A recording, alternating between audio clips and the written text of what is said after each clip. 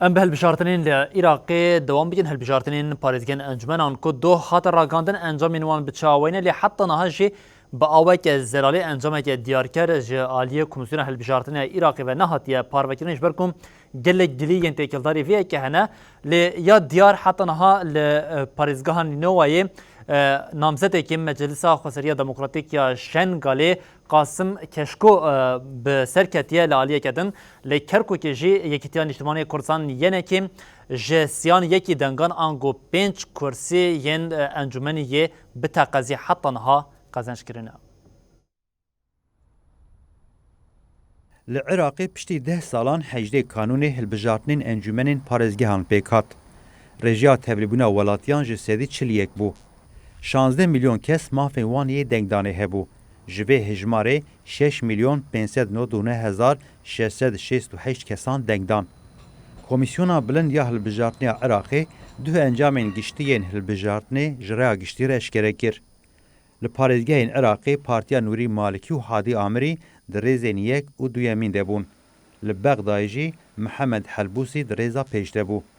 Siyaseta tifaq û yekîtiyê jî hem li Şengalê hem li deşta Nînowayê bi ser ket.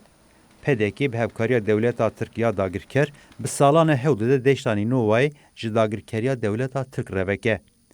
Lê di hilbijartinan de li parêzgeha Nînowayê namzetê Rêveberiya Xweseriya Şengalê Qasım Keşko bi ser ket.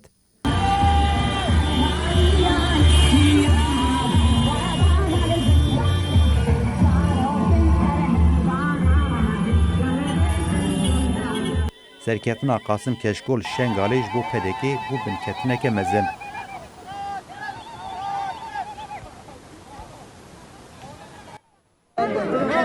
Encamên fermî bi sedî sed nehatime ragihandin jî wêneyê giştiyê hilbijartinê derketiye holê.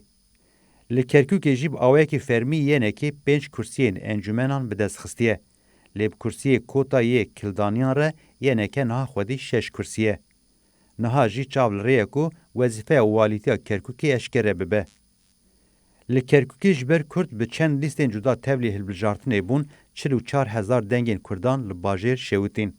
Bi vê re danîna parêzgerek Kurd jî ketiye xeteriyê. Berdevkê Komîsyona Hilbijartinên Iraqê cumane xelayî diyar kir ku heta niha 118 gilî ji bo dengdana giştî û taybet ya ji bo hilbijartinê hatine qeydkirin.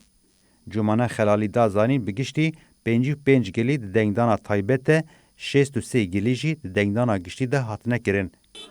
Komîsyona Hilbijartinên Iraqê bank çavdêr şêwirmendên hevpeyman, hizb û medyayê kir da ku sibê serdana navbendên hilbijartinê bikin û çavdêriya hejmartina dengan bikin.